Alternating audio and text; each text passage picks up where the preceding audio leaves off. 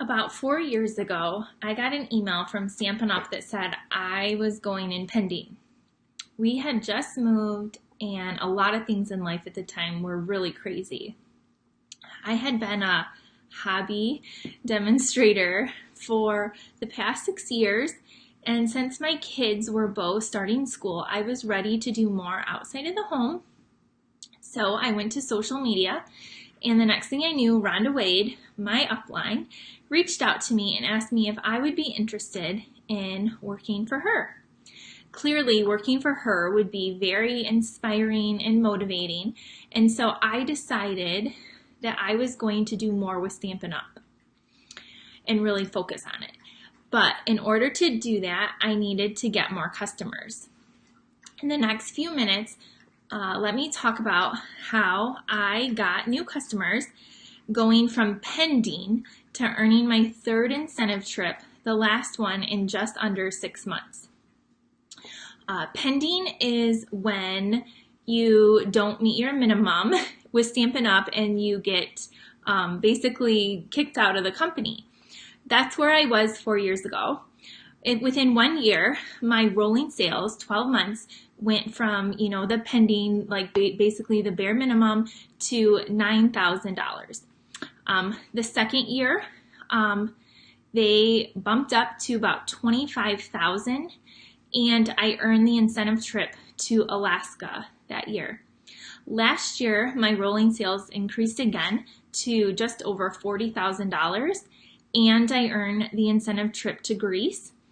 And currently, halfway through this Stampin' Up! Year, my sales are at $52,000, and I earned the incentive trip to Maui in just under 6 months. So I hope this is motivating to you, and I'm going to tell you what I did to find some new customers to increase these sales and change my business. Typically, when you talk to demonstrators, they are either face-to-face or they're online, focused on online only. Since I did not have any online following, I was your typical face-to-face demonstrator with the intentions of one day hosting some online events. First, I started off with one local monthly card class. That was all I had in those early days 4 years ago. I couldn't have more because I didn't have any customers to come to them. Now I average at least 8 events a month, adding them in as I've grown over the past few years. However, I had to go out and find customers and bring them in to my local classes. So how did I do that? Unfortunately, people aren't going to show up at your door for your local card classes. At least they didn't for me, and I don't really know anyone that they have. So I went out looking for them, and here's a few ways that I did that. The first thing I did was I asked people to hold a workshop or a party, or maybe you want to call it a private class, whatever you want to call it. The key is you need to have a hostess who is inviting her friends and family or his to this workshop or party. What happens at these workshops, parties, private classes can be magical. Some people will stamp for the very first time, and it's magical. They will fall in love with stamps, ink, and paper. The other thing that's so super cool is you get to meet a group of people and you get to interact with them for a few hours and you get to feel comfortable with them. So then at the end of the workshop or party, you can naturally just invite them to your upcoming classes and events, and there's not as much pressure. The key is at these workshops and private classes that you're booking other workshops and private classes in the months and weeks to follow. You can offer an incentive to get people to book them by a variety of ways, giving them, for example, some hand stamp cards, like a set of them, a free stamp set, whatever you feel comfortable with. but the key is to book more and to keep asking. Just a little side note, when I decided I really wanted to do this, I probably asked nearly 60 people to host a party, and 58 of them told me no. So I could have stopped the first 20 that told me no, but I was determined to book workshops and parties, so I kept going until I found somebody who would do it. The next thing I did is I added in craft fairs. The main purpose of a craft fair for me was to find new customers. Personally, I do not enjoy craft fairs at all. I have to stand up and I have to talk to people as they're walking by and try to engage with them. You do not sit in a chair behind a table at a craft show or a craft fair. You stand up and you're talking with people and trying to meet them. The people that seemed really interested in my products and my cute things I had for sale, I would tell them about my classes and that I can teach them how to make this, and ask them if they've ever made a card or if they're into scrapbooking or anything like that. And those people that were interested or that had a history in paper crafting, I would get their information.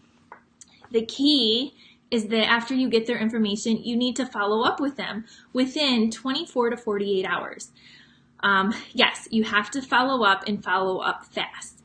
Something I do at craft shows or craft fairs is those people that are super interested, I offer them a free class pass to my first class. So they get to come for free, and I even let them bring a friend with them the first time also, so they're more enticed to come. Okay. Another thing I did 4 years ago is I contacted my local community ed.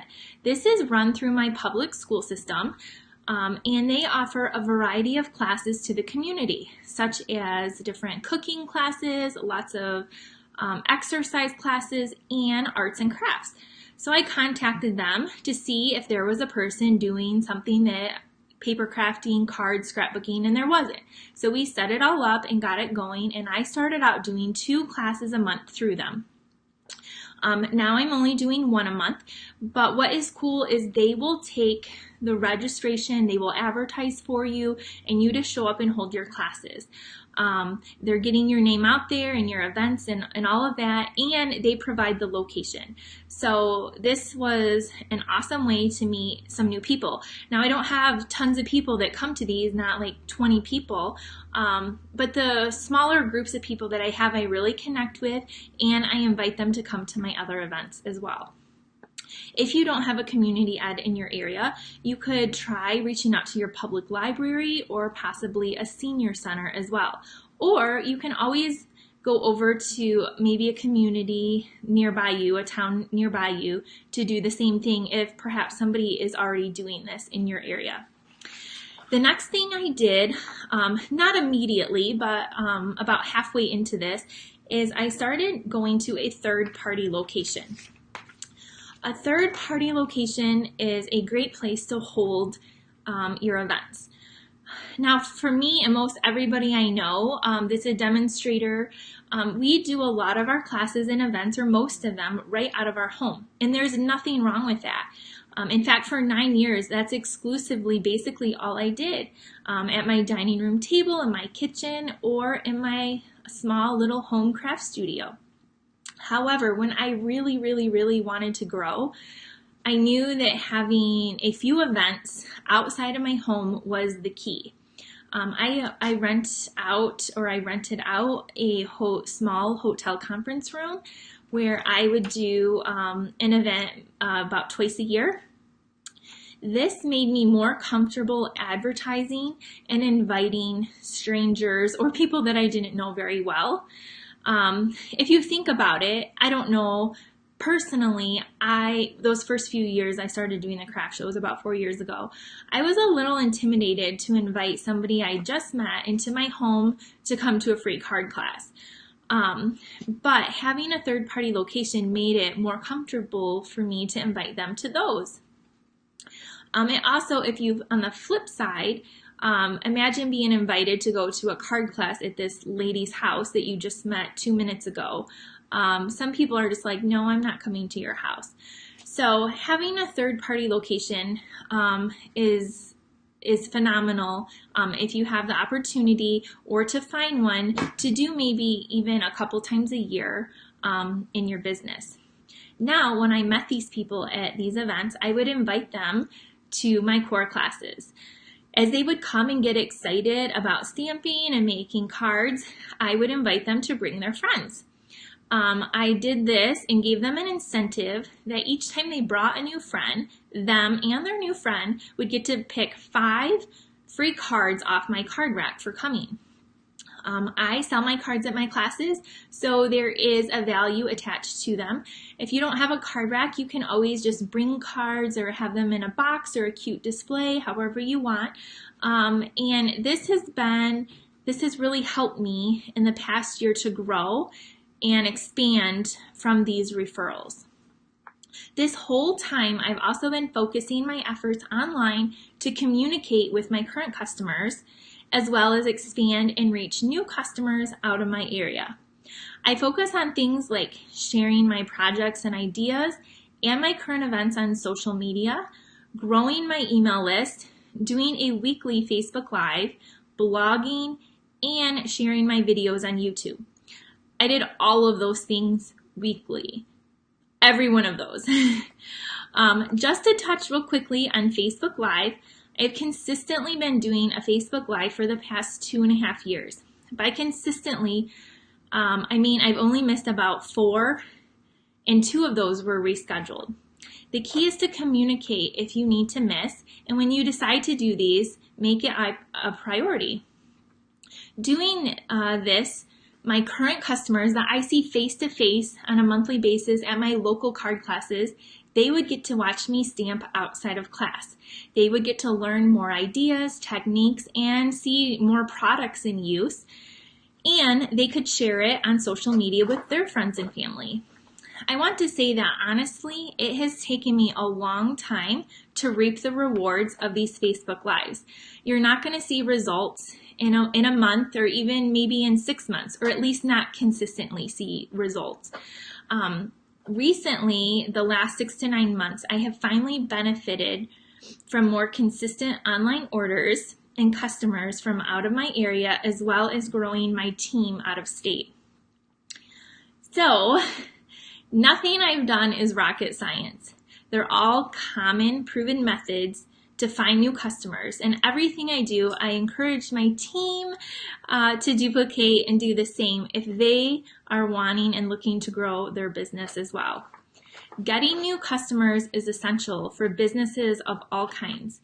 It's natural for our customers over time to drop off for different reasons. Some may join our team. Hopefully that's the bulk. Some will move.